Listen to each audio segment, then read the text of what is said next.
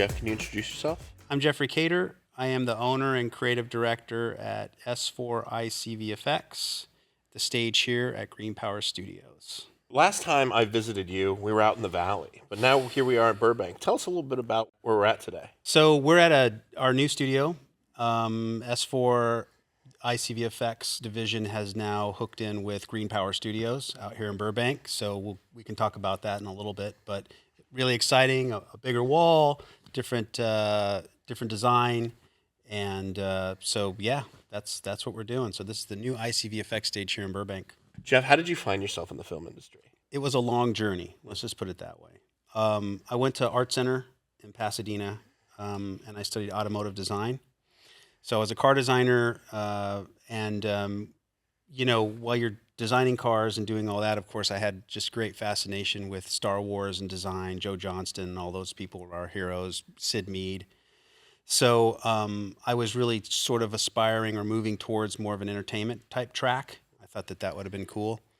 And then I actually met a guy it was just a party, and he told me that he worked at Marvel and he was a character designer. And I just was so blown away by the whole entire concept of like, oh, you can draw for cartoons. I didn't really think about that. I was able to get a tour of Marvel.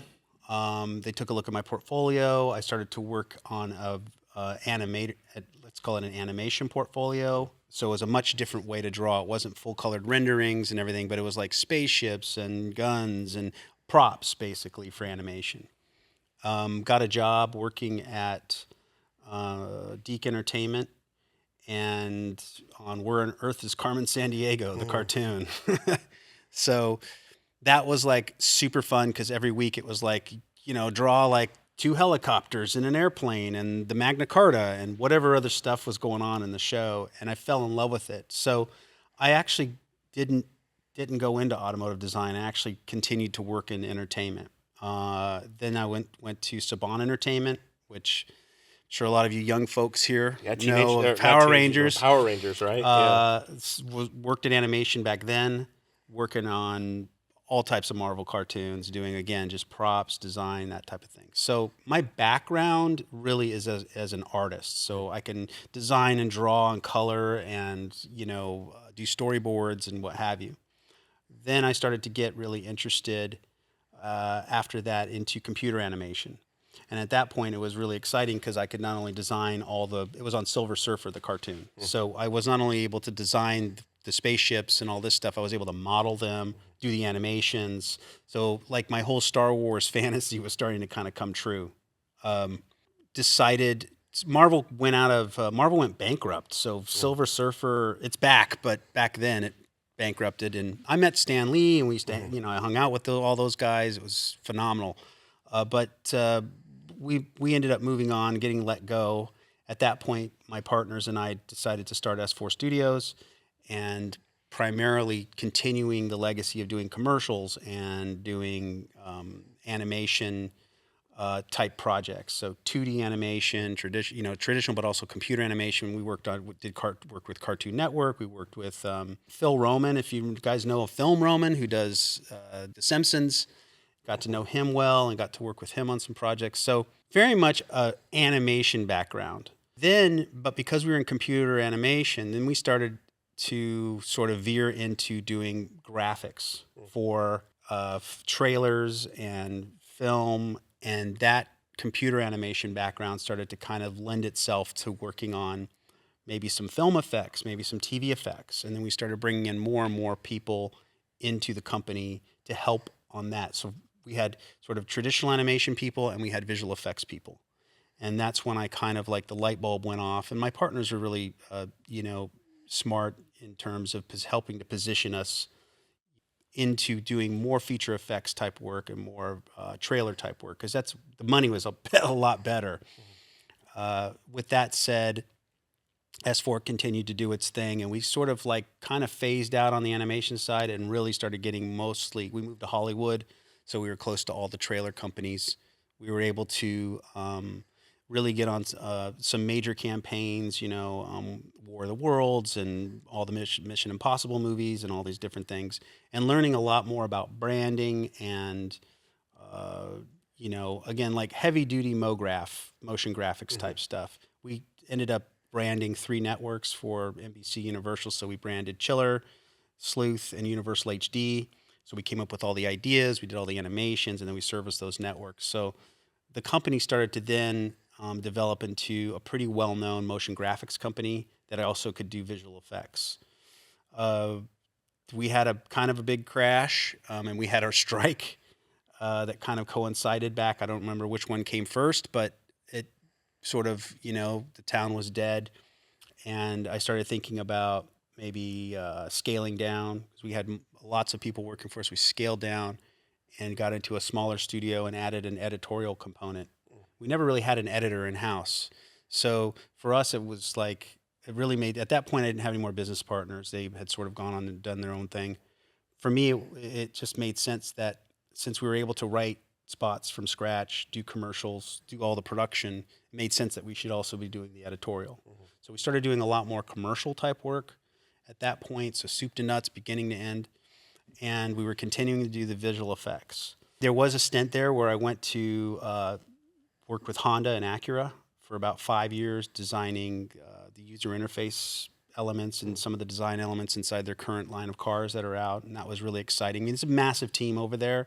It was exciting for me to be able to bring that car design background into something that we were the motion graphics kind of gurus when we came in, and we were helping them come up with something that was more exciting. Like when you start the car, it does something really cool. And then we started filming internal short films for them with cars that didn't exist. And so that's really what, as a director, because I had directed animation for a bunch of stuff, but really I hadn't done a lot of live action. So I was really super excited about the opportunity to work in live action.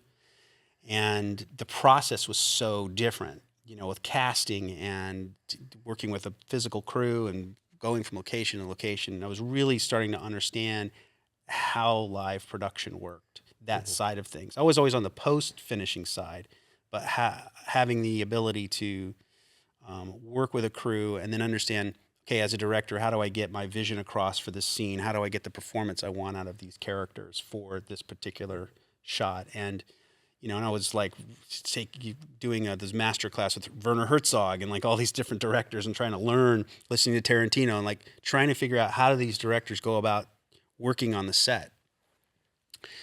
Being very visual, I was able to sit down and like Cinema 4D and do previs stuff, that we were able to use. So I've always been able to, like, so basically at that point, I'm combining these tools and this background now, right? And so virtual production sort of started to pop in about 2019.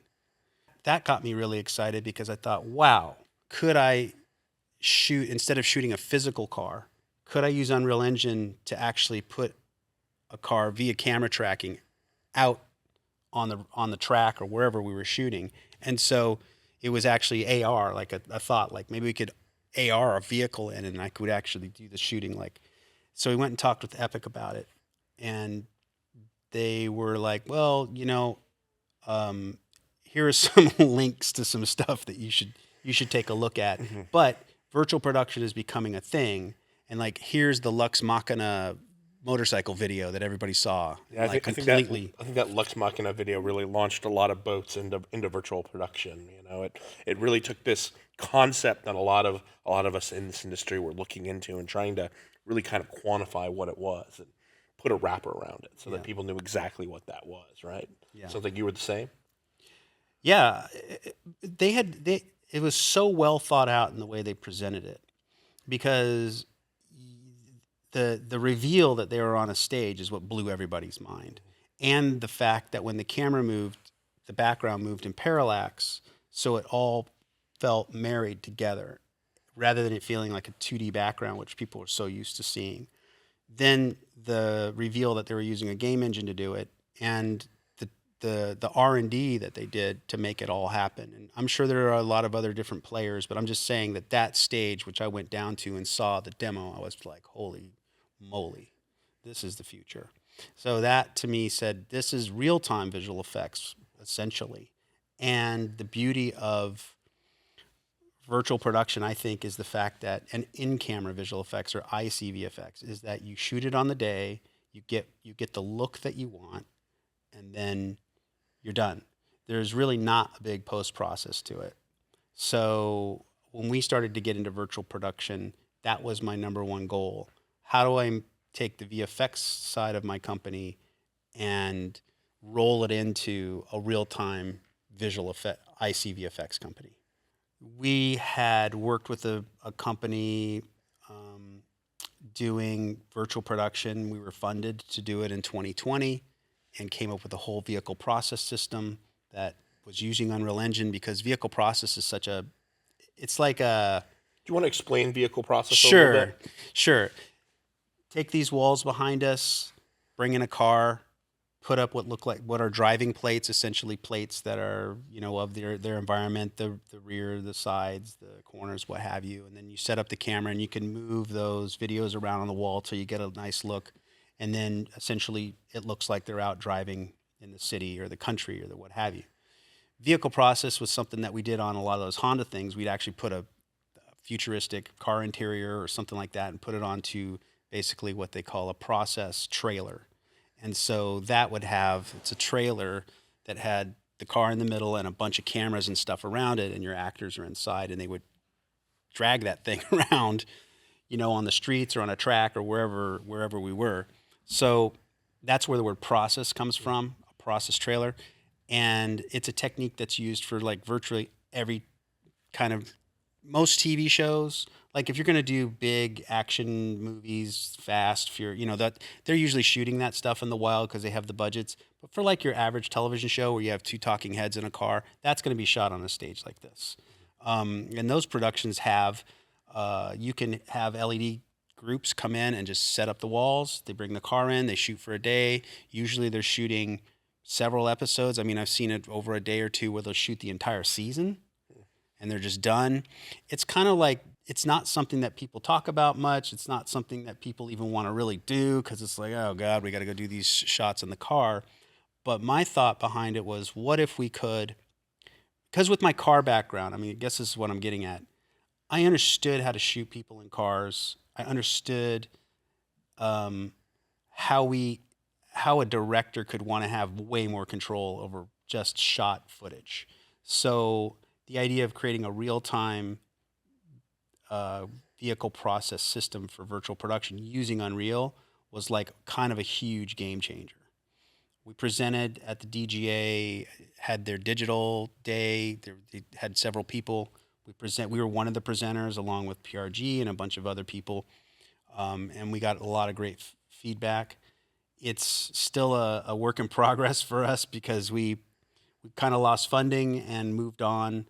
And at that point, I had learned so much about Unreal and how to run an Unreal team and really be able to create the pipeline. I thought, okay, I really want to find a stage partner, somebody I can bring all this technology. I had all the computers and I had some people, and that's when we hooked in with our current partner now. We had a stage over in Canoga Park. Let's say the first time I visited you, and we'll talk a little bit about the Daughtry music video in a little bit. But first time I visited you, we were out in Canoga Park, and now here we are in Burbank in a much larger, much more accommodating facility. So the car process seems like it's come a long way. Before it was cars on trailers being pulled around. What are the advantages of using car process and a volume with virtual production as opposed to more traditional methods?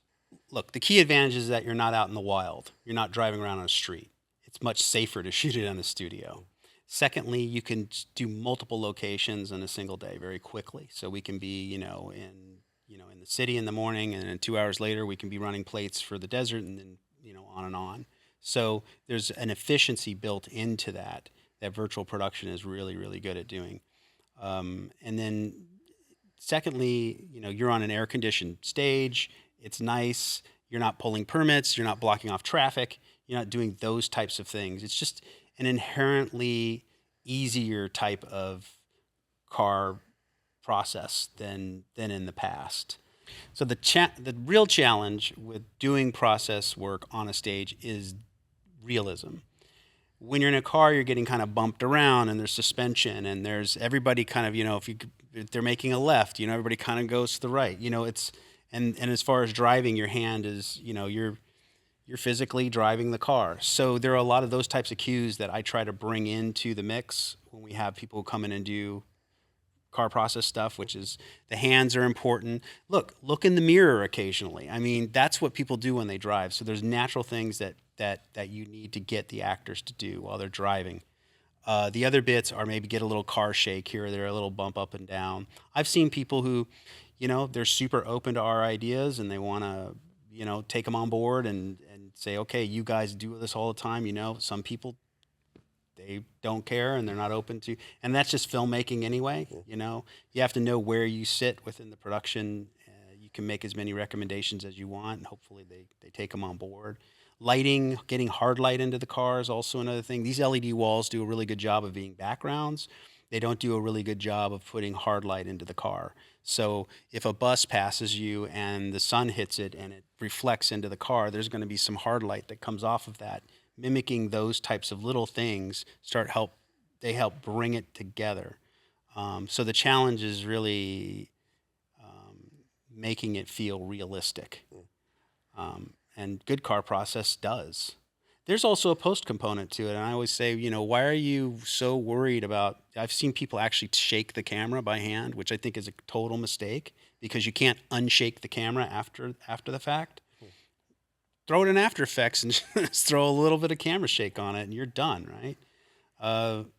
There's a lot of little things as well. And I like to always bring in the visual effects side to every client we work with, which is to say, look, this is in-camera visual effects, but there are also post-visual effects that we can do that you shouldn't have to worry about right now. We'll just plan to do them after the fact. Or you can go work with someone else. But I mean, the point is that it's having a big picture understanding of all of the tools available that will make that work. And that's one of the reasons that I think that we're successful, because we're filmmakers first, and we are always thinking about what is the final product. We're not just technicians who just, put a video on the wall. Yeah, I've heard you say that a few times, how, creativity, that you are a creative company, that you impart the creative element into a lot of your projects. Whereas I think, people walk onto a lot of these stages and it's just technicians and they're just expecting you to do what you're told. But I think we're finding that a lot of these filmmakers who are using virtual production for the first time just aren't familiar. They're not comfortable or not aware of how these type of shoots work. You want to talk a little bit about maybe some of the kind of gotchas or other sort of kind of learning opportunities that a lot of filmmakers make when they step on one of these stages for the first time? So the stage in theory, I think in your brain, in your mind, you think you're going to walk in and flip the camera on and like everybody's going to be, oh, now you're in Hawaii or wherever we are. I don't know where we are. But you're going to be at the beach. There is a tremendous amount of planning that has to go into making it look like you're at the beach. It's not just these physical lights and this crew that's sitting here. Mm-hmm. It's also the collaboration between, or to say, it's not just the crew, it's not just the filmmakers, and it's not just the LED people or the virtual production people. It's their collaboration that makes it successful. It's the ability for the virtual production team to recognize the creative goals of the filmmakers and offer up the right solutions and tools so that those filmmakers can be successful.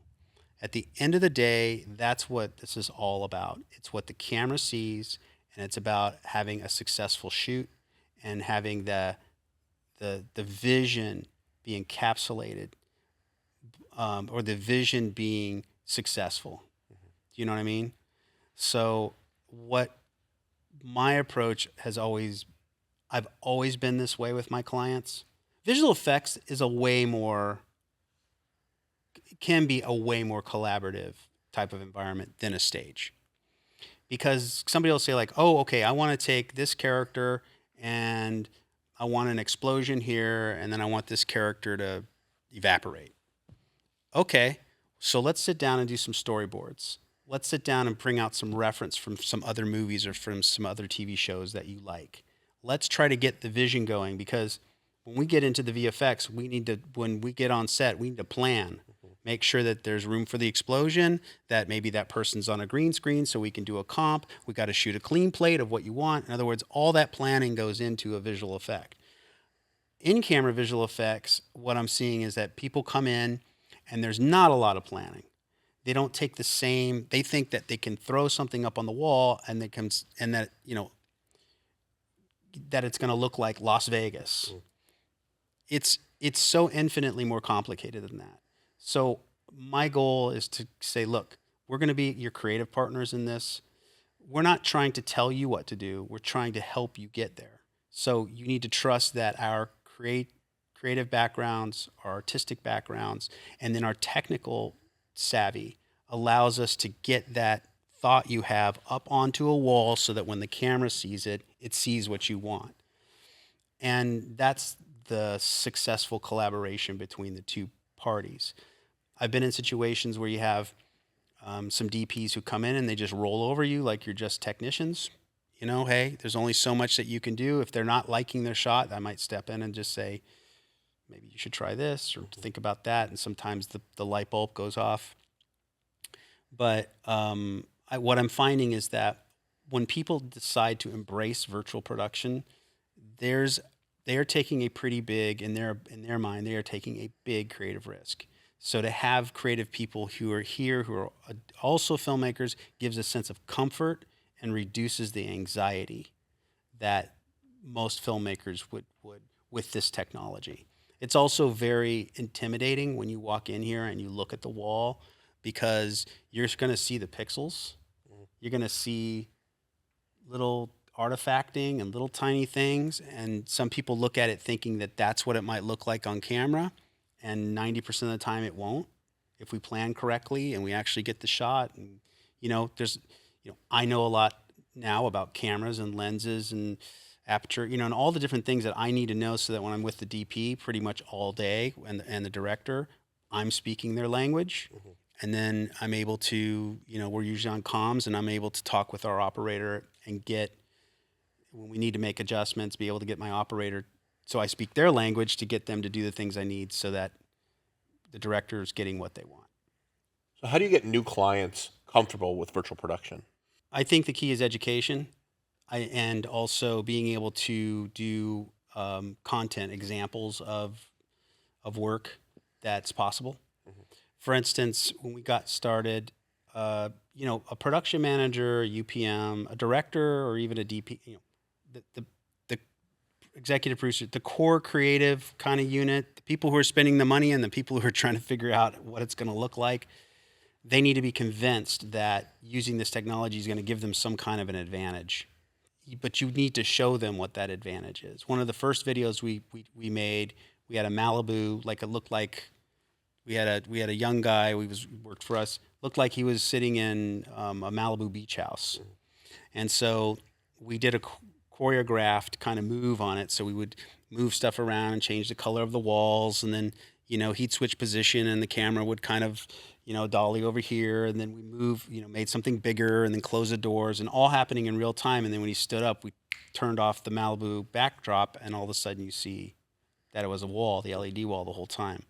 It's something like that you have to put in front of a production manager or a UPM to say like, this is how it works. You know what I mean? When you do the DP, this is how it works. And they're always really surprised that we were able to shoot something that felt like it had so much depth on a smaller wall than this. And that comes down to, again, understanding filmmaking and what's the intent of the scene. Educating through example, I think, is probably one of the number one things you can do. It's a piece of content that can be sent around, and and I filmed it with a concept that showed off the real-time capabilities. So using a tool like that is great.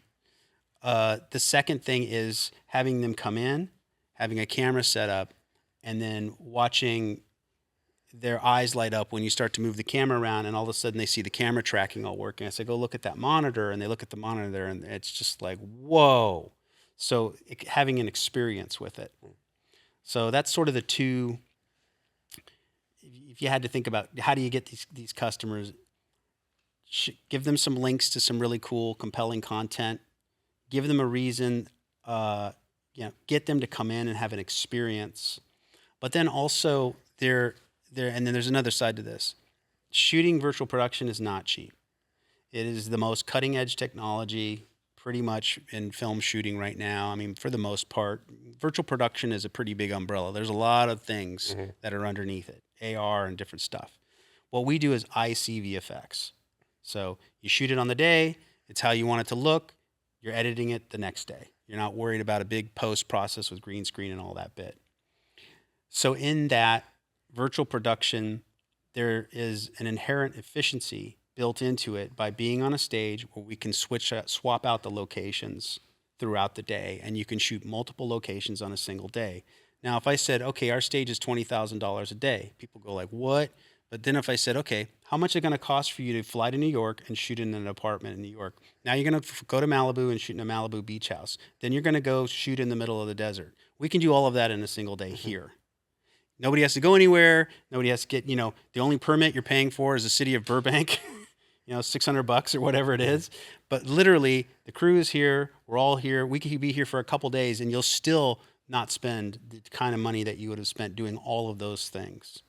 So once that's clear, then the biggest hurdle next is, again, getting back into the creative. Can we make it look realistic enough? Or to whatever creative they want. I mean, sometimes it's not realistic at all. Sometimes people don't even want to, these walls are used as hey, I'm in front of an LED wall. Check me out. I'm doing a music video and kicking ass. That's a thing. And it's yeah, we got these cool ass walls. Check them out. They're on our video. And I don't mean to diminish that, but that's a style. It's cool style, with reflections in the floors and stuff. Then you have the virtual production people who are hey, I'm on a rooftop out in the middle of Manhattan. You would have not known unless I told you or showed you a behind-the-scenes moment. Now, I've heard you use the term insert stage before. You referred to S4 as an insert stage. Can you tell us a little bit about what an insert stage is? So, in the early days of our R&D and integration with our stage partner, the wall we had was about 25 feet across, and it was not. There's some walls that are 70 feet across. You can do really big, long, sweeping, beautiful cinematic moves. And we're not that kind of a stage. When most people would think of virtual production, probably still even today, people think of these big, giant stages. Maybe not the Mandalorian so much, but these big, long, huge curves, that are 50,000, 60,000 a day type thing. Well, we were a smaller stage on I think it was 2,500 square foot. We had a 25-foot wall. We had a couple fly-ins. And my thought was we can do car process stuff really well because you get the car pulled in, you can move the fly-ins really close, and that helps create some reflection and some interactive lighting and those types of things. But how would you actually shoot with that smaller backdrop? It's only about as big as a living room or, bigger than a living room, but, it's not a wall that you can do big cinematic film type shoots. We were on essentially what they call an insert stage. So in the industry, an insert stage is a stage that's smaller typically for people sitting at a table or a bedroom or in the kitchen or what have you. It's a smaller stage with standing sets sometimes they roll stuff in, but it's not a really big, huge stage. It's for what they call insert shots, smaller shots. So it's an industry term that if you use it, I looked at the size of our wall and I thought, this is a virtual insert stage. That's about all we're going to get out of it. So I started using that term to help because I realized that it is something that the industry recognizes. And when I say virtual insert stage, they kind of go, oh yeah, okay, so it's not a big giant wall. I had to embrace this idea that we weren't huge. So we started marketing ourselves as a virtual insert stage. The virtual insert stage advantages are, first of all, we're more cost effective. So that's good. We can do a lot of car process stuff here. We can do a lot of, inside and up, name this shot right here, how many commercials are out there right now? Dad's on the sofa, kid comes running in, it's a Best Buy spot. She whips out a new laptop, what's behind them? Hawaii, or whatever's behind them. That's what virtual insert stages are good for. They're really good at doing that. So we embrace that to help, not pretend that we were something else. That we and the customers and clients we had totally recognized that, and we're like, cool, you know. And we have to be very creative with the way that we use the space. But if I said you can be in Malibu in the morning and New York at night, like that's huge for them. So that's really the advantage there. Yeah, what type of content are you finding being used in kind of this scale of a virtual volume? All types. I mean, frankly, when we did the Daughtry video, that was a apocalyptic city on fire. I mean, it was this massive city that was, you could see for miles. And then we've done stuff that's an apartment, the interior of an apartment. We've done things where bring in a set. There's a big window behind us, let's say, and then we play to the wall behind. We play whatever's outside that, So you're using that in combination with a traditional set. So it does things like that really, really, really well. The problem, like as much as I'd like to get that nice cinematic move of somebody running, you can only run so far. You got 25, 30. This is bigger. It's about 35, but it's that kind of thing. Yeah, but we touched on music videos. I heard you mention commercials. What other type of content is really great for this type of setting? We talked about music videos. We talked about commercials. All right, and we talked about car process. We've done pickup shots for film, so that's another thing. You go out on set. We did a show where they were filming in Italy, and when they came back, they wanted to do some pickups because they were like they didn't get what they thought that they wanted. The actor happened to be they got him in town. They have some clean plates from their shoot in Italy. We threw that up on the wall, lit it so it looks like they're back in this restaurant, and then they match that off. So it's really good for doing pickup shots. It also could be part of your strategy. I would like to say I've talked with many filmmakers. I say, hey, while you guys are out there, bring us in. We'll go shoot a bunch of plates, HDRI. We'll get it all figured out so we have your VFX covered, but we also have your backgrounds covered. With that said, you now can say, hey, we're going to go shoot out in the wild for 2 days, the big giant shots out in the desert or wherever. But the shot by the campfire where they're having a meaningful conversation and a talking about whatever, we can shoot right here, and we can just use that same backdrop that we shot out in the wild, and prepped for. So it actually, I think, it would be really smart to use it as part of your, some of your tools as you go down the road. Like, a virtual production stage will help us fill in some of these areas, and we don't have to actually sit out there and do it. Plus, we can make the sun never goes down. It never goes from day to night. It's golden hour all day, right? Come 100%. So I try to bring in that level of thinking when I'm talking with clients, is to say it's not just a day shoot to do car process. It could be something that a film would actually really think about as part of their pipeline to accomplish goals, and then we can make sure that we're there at the right time to gather plates, what have you, that type of thing. So let's say you're shooting downtown, Koreatown, you're doing some cool stunts with cars, everything like that. You might as well take second unit because they're there and they're shooting other type of stuff. Might as well have them drive down the street and capture basically driving plates so that we can put them up here on the wall and you can get some secondary stuff in the car doing some more dynamic looking car process. So again, like I said, we're always creatively trying to help our clients think bigger.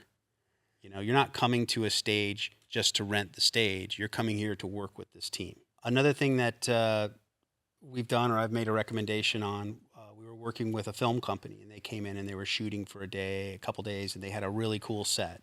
And I went to the producer and I said, next time, if you want to do something like this, we'll 3D scan the set, and then we'll have it as a virtual version. And instead of having to build the whole thing out next time, just a sofa and a couple chairs, and you have that same set again. And that's, again, the challenge, because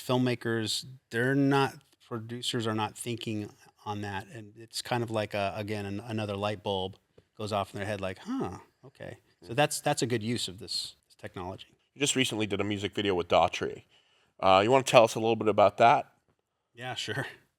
That was really exciting from the perspective. We had gone from literally in my garage working on trying to get tracking and virtual production stuff to then a year later being shooting this amazing music video. The record label, the director, Daughtry himself, they wanted to try and use virtual production because the theme of the video featured an apocalyptic world. And they knew that visual effects, like, in other words, seeing the technique of virtual production, they could see the value of that. The real challenge came down to us, again, sitting around the table and creatively coming up with what was our look going to be, what was our approach to the entire project, how much of it was going to contain some traditional visual effects, which it did, and then, then execution. There was a lead up time we had in terms of building out the sets, the Unreal sets, and then once those are built and ready to go, then in the entire time the client is weighing in on those looks.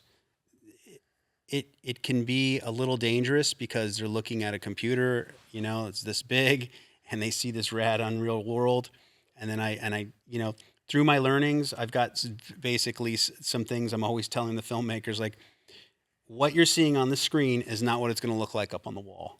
I want to make sure that they understand that. So, but again, if we do it right, when you look at it through the camera, it's going to kind of look like this. So there was about, I think, two and a half weeks of lead up where we were working on building out this apocalyptic city. Then there was some integration to get it into Unreal, in display, get all of our camera tracking set up, get it all working and looking cool. And then then we had Chris Daughtry himself, the director, producers, and some of the filmmakers come in and then sit there and look at it on camera and then start to make some adjustments. That's the other thing. Having gone through like, for instance, I would bring up the Unreal scene and the director was, on a Zoom, and the director's like, oh, can you make that building smaller? Can you add light here? Can you do some of these types of things? And so by the time they walked into the set, they were like art directing in real time, which is the whole point, that you can literally art direct the day of, and really tweak it so that you get what you want. So they're like learning along the way, like how Unreal works and how we're able to do real time. So by the time they come in, and we're also informed, like, these are the 5 or 6 things they're going to want to futz with on the day. So let's make sure that we have that ready to go. And so between myself and my team, it's basically, okay, take that trash can and, move it back 10 feet. That fire's too big. Reduce it by 50%. Stuff like that's what happens kind of on the day until you get the look going. And so with this project, did they come to you with virtual assets? Did you build them all internally? What happens typically in these type of shoots? In this shoot, they came to me with some basic rough storyboards. So we created all of the assets we got some stuff off the marketplace and then tweaked it all to, suit our need. And we built some very specific items to fit in the music video. There was also going to be set dressing. So a set decorator is going to come in, add some apocalyptic wires hanging from the ceiling and boulders and stuff that are kicking around on the ground, and all types of stuff. So I then would work with the set deck team to say, okay, this is what our virtual environment looks like, and they're like, okay, we know what to build to make it match. So there's that kind of collaboration that has to happen as well, and that really helps sell it. Additionally, there was some visual effects that when I looked at the storyboard, I said, well, we can't shoot that on the screen, but we can do like a set extension. So they really wanted to have where the Daughtry band was performing, but they were like this big, and you could see they're in this massive apocalyptic city. So we planned on, for the shoot day, like, okay, now we're going to move the camera way back, and we're going to get a wider shot, and that's going to be part of our set extension footage, of which we used. We also did, because we can turn the walls blue or green, we turned the walls blue and had Chris do his thing solo, sing solo. Even, we did one with the background and all the tracking, and did one just with blue screen in case there were little bits and pieces we want to do a quick composite later of something cool, you have that option. That's the VFX side is also saying like, let's not, even though ICVFX is great, can we do another take where we turn it blue and that gives you a safety, you know? So stuff like that. You mentioned set extension. You want to explain this to us a little bit about what that is? So right now, you and I are sitting on this stage, and what's behind us, Curacao. Where is this? Curacao? I don't know. Fiji. But let's say I wanted it to look like, we could really see like way beyond the wall left. So like we're, out of our frame, you and I are just sitting here on the beach in a, on a sofa. We could take the camera, probably go way back, probably on a longer lens, and I would just shoot us like this, and then we go in and we paint in and extend the clouds out and the water, and maybe even add some sand and stuff to make it actually look like we're sitting on a beach. So there's a VFX component to it. So again, with the Daughtry video, they wanted pictures of the band on top of a building, so we needed to, so we would shoot them at the size, or basically the whole stage, with a lens that felt like it might match a lens from distance. And then we just extended the whole scene out. That's what a set extension is. And that's a visual effects thing. So our company also, again, we come into this saying, we're not just ICVFX, we're a VFX unit as well. So we can help you and supervise on the day. So we actually get those VFX figured out, ready, shot correctly. Even if you're not going to go with our company to do the visual effects, we can still do VFX supervision to help you make sure you have the right plates and stuff after the fact. So being an insert stage, how important is set extension? It depends on the production, but it's a great tool to use if you really want to, again, extend the set because you're limited by the size of the screen. Bottom line is, I think some people will look at the size of the screen and just say, it's probably too small because I want to be able to pan over to the left or pan up to the sky. That's not true. We can help obviously do that. We can help if you pan to the sky, you see clouds, or you see because everything is being tracked. All that data, all that information can be recorded to be used after the fact. So you can pan off the screen back and forth, up and down, and we can extend that set. So extend the virtual reality essentially. We released VIVE Mars about a year ago, looking to make virtual production technologies more accessible. How would you say that has impacted the adoption of this technology? As far as adoption, back when this all first started, virtual production was extremely expensive. It was not accessible to smaller features, music videos, commercials, people like myself who were very interested in the tech. People were starting to mess around with using existing VR technology, VIVE in particular. I knew that we could get a camera that wasn't going to cost us an arm and a leg, but how are we going to get some tracking? And there was, for a while, people using the wand on top of the camera to get some kind of tracking going. And that was kind of a thing. So we started to go down that path. In the middle of that, and there were some solutions, but it was like pulling your hair out level, like trying to find tutorials on. I mean, there's absolutely no info out there on how to make that happen.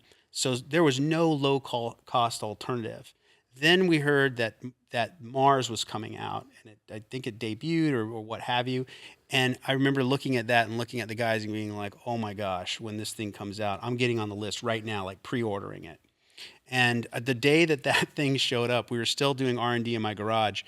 The day that thing showed up, we were all so excited. It was like Christmas. We took it, we opened it up, and the price point on it, it was like $5,500. It's not $90,000. It was like this idea that it could fulfill the most important aspect of virtual production, which is the tracking side, was, just beyond. It was just like the coolest thing. So, and the fact that we were actually going to be partnering up with a virtual, what I'd call, again, virtual insert stage, so a smaller stage, it was like the perfect tracking volume size. So once we got it integrated and started playing with it, and we were often tracking, pretty quickly with it, and it's just it was so easy to use versus some of the other systems that it allowed us to adopt it quickly and deploy it quickly. And we were shooting with it within, I think our first shoot was within about a month of us putting it in. So that's pretty good. So yeah, so we really just love the Mars and its ease of use, and how you guys came up with that. How did you come up with how did that Mars, how did it even come to making that as a thing? Yeah, HTC Vive, we're traditionally a virtual reality company. And, we really defined kind of outside in virtual reality tracking using our base station technology. And the film industry found that really early on. And, Lion King, Jungle Book, even Ready Player Mm-hmm. One, they were actually strapping the controllers Right. on top of cameras to get a very basic form of camera tracking, as well as using our tracking pucks for motion capture. And Right. so we saw that and decided to create an actual industry caliber product and added some features like gen lock and time code so that we could Mm. actually provide a much more higher quality product that would actually be focused on camera tracking for virtual production. Right. Using that same tech. Exactly. Yeah, because again, like I said, we were in the middle of that kind of revolution of, trying to use it and figure it out. And it wasn't exactly straightforward. So the Mars made it like Yeah, incredibly straightforward. Mars is built for this. Yeah.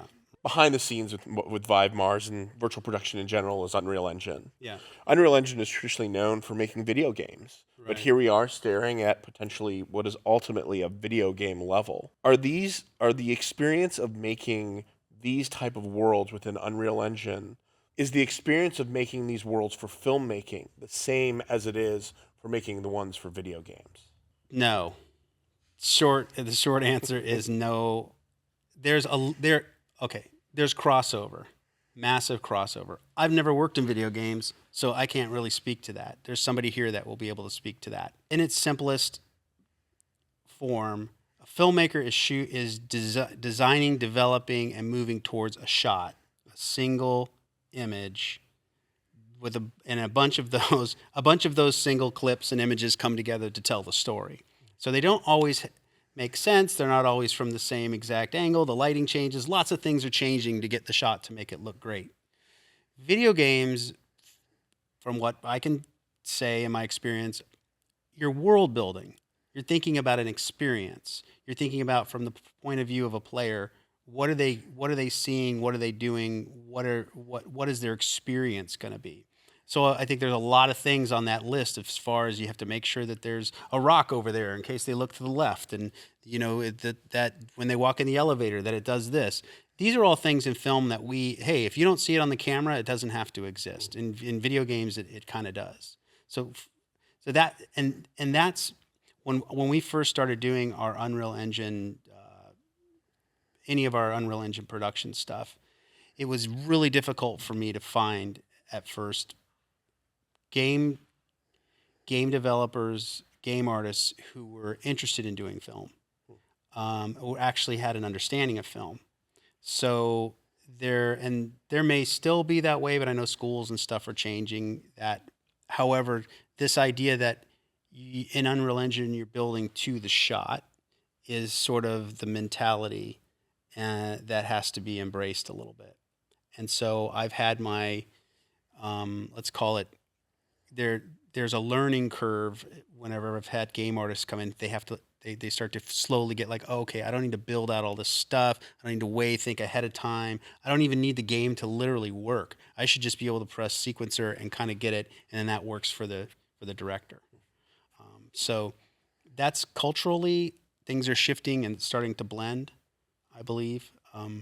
But there are some inherent challenges with that.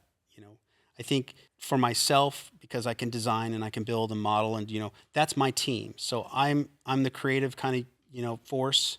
I build the environments, I set them up, I light them, I make sure they look great, I make sure the client's happy with them and everything like that. And then there's a whole technical onboarding side that comes from somebody who has the experience with Unreal, who knows blueprints and in-display and camera tracking and how to get it all to talk to each other and how to get it all up on the wall and all the tech behind that. And so that's the other side of our group that that handles that, so that we can deploy it on the day and it looks great. One of the things that I think is, again, getting back to education, it's not just education for the client, it's also education for current filmmakers. So I know a bunch of DPs. I tell them, bring a camera, come on in, sit down, we'll put a tracker on it, play around, look at how it works. That way you feel more comfortable about it. When you're in a situation, you say, hey, we could use virtual production for this. You actually can say you used it. That to me is a huge selling point. And that also creates a relationship for me so the business will come our way, but we're also a trusted part of the whole picture. Then there's the school side of things. You have young students who are going to college who want to get into virtual production. Santa Monica College was one of those that we have a really good relationship with them and the department there. And they brought up their students and their teachers, and they shot using virtual production for the day. They had a general sense of how it was going to work, but what they learned on that day for them is gold. What the final product was at the end and how it came together for them was what it was all about. So there's that side. There's also education for industry professionals, like I said, who are going to their specialized virtual production schools, who are actually teaching how to work on a virtual production set, how the camera, how things are approached with the camera a little bit differently, how to light on a virtual production set is also another thing. That is a massive part. You can't hit the wall with the lights. There's all types of things you have to do. We have to match the wall, its color temperature to what the camera wants to see or what the DP would like.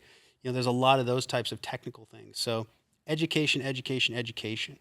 But if you come to S4 Studios, we will give you a little bit of time on the wall to explore that, have an experience, and then hopefully that will help you and help us down the line. How are actors reacting to the virtual production experience?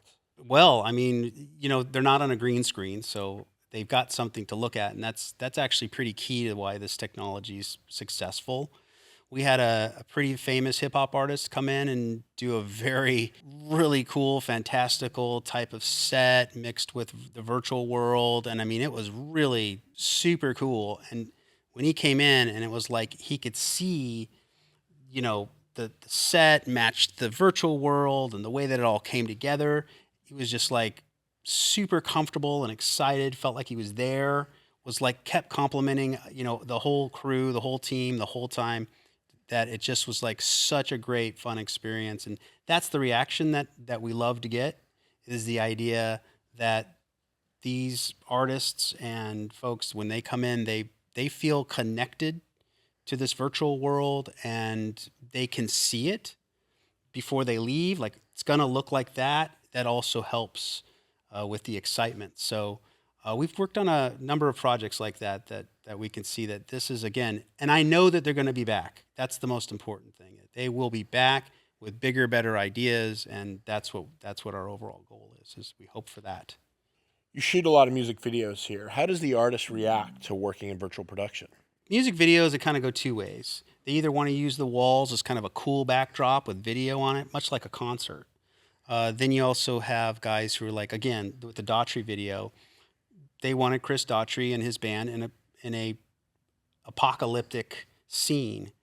And either way, they just feel more part of that world. So the artists come in and they get to see all the stuff on the LED walls. They get excited about it. We have a great sound system in here, so the music is really great. It's loud. We know how to get the drummers especially really want it loud behind them. So we have really good audio video engineers who work here at Green Power. So the idea is that we want to be able to cater to them more. I know sometimes they all fly in on the same day, and they're only there for a day or two. Well, they can do a photo shoot here. They can do a podcast. They can do interviews. There's a lot of things that we want. In fact, we've been calling it, we want to become like a nice destination. We're near Burbank Airport. I know I'm selling it hard, but it is cool that you can land here and be here in about 10 minutes and then turn around and fly out the same day.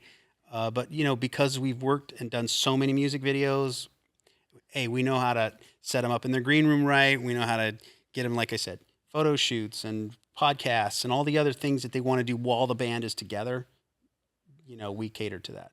Looking back at the Daughtry video, how much more expensive would it have been had you gone to a lot and done traditional VFX processes as opposed to using virtual production? I don't have a real number in my head. Well, I kind of do, but I'm not going to say because I'm not going to reveal our budget. But I would say it probably would have cost them 3 times as much. The reason for that is even if they would have gone and shot it on a blue screen, the blue screen day shoot is not crazy expensive, and you can get it, but it's all of the compositing, all the VFX, all the tracking, all of that stuff that has to be done after the fact. That is not a cheap process whatsoever. And it's a very lengthy process. So you could be talking, by the time they started to see first effects, would be maybe 2 to 4 weeks before they would start to even see anything. What we did in one day. We did a pre-light, prep day, but we shot an entire music video in one day, meaning they were editing the next day. So I was already getting calls the next day and getting footage for set extensions, and we did a little robot face thing, a cyber face thing, a couple other little effects. But like they were editing the next day. That's insane. So that's why this tech just is so amazing. And overall, I can tell you that it probably would have cost them 3 times, 4 times as much easily, and they wouldn't have been able to turn it around as quickly. So that's another thing to consider. You shooting it on the day, you get it done in one day, and then you're editing the next day, and that's key advantage. Can you tell me about all the services you offer here at S4? As far as the services that we offer, again, we're not a traditional stage, so we do offer a post-production component to this whole situation and a pre-production component. So if you need storyboards or you need vision, you can hire us completely, like I said, because of my background, you completely can hire us as a creative unit. We can help you write the story. We can help you develop the looks. Like I said, we are a soup to nuts filmmaking group. We just happen to be on an ICVFX stage, and we service clients to do that. But the good thing about that is if you work with us on more things than just shooting the ICVFX, you want to do visual effects, we can bundle those rates together. We bring much more value because we're familiar with the project, because we were already shooting it on the wall and we know what it should look like in post, and we can give you set extensions and these types of other things. So we should be, in my opinion, selfishly, we should be at the beginning of the process, not so much at the end when you think you just need to shoot something with a background. So to me, that would be great, is to be included a little bit more up front with some of the, hey, we're trying to do this. Jeff, give us your ideas behind how to hit these different things. And because of my experience, I can say, that's live action, that's all these got this, that's, okay, here's an opportunity for visual effects. Here's an opportunity for an insert shot. Here's an opportunity to do your car process and make it more exciting. Here's an opportunity for the VFX, the set, all of these types of services. But we are, again, like a creative group. Like I've said, we want to be part of that process as much as possible. All right. So what's the future? Well, the future is a bigger, better stage. The stage that we were at before, we were there for about a year cutting our teeth. And, we learned a lot and we had some great success. And because of that success, the owner decided to get this new facility, kind of double down, really make some investment into equipment. Some of the things that we needed before that we would love to have, like some, more lighting and those types of bells and whistles, and just a brand new stage that was a lot more efficient based on our learnings. And Mako, you want to hit that for us? All right, we're at Green Power Studios here in Burbank, and we are, of course, again, close to the Burbank Airport, which is convenient, but we're also just near so much of the industry. I mean, Warner Brothers is down the road. We've got Disney over here. There's one of the biggest prop houses in the world is right next to our facility. We have better parking. We have bigger stages.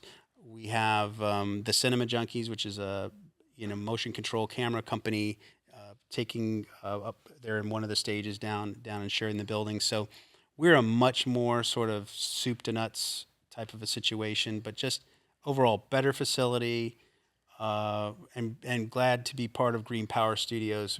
We have some pretty cool, awe-inspiring new ideas and concepts for some internal things. So, that's the future. Awesome. Well, thanks for hanging out with us, Jeff. Yeah, thank you, and your smoldering eyes. Thanks, Mars CamTrack. Thanks, Mars PhysTrack. Thanks, Mars team.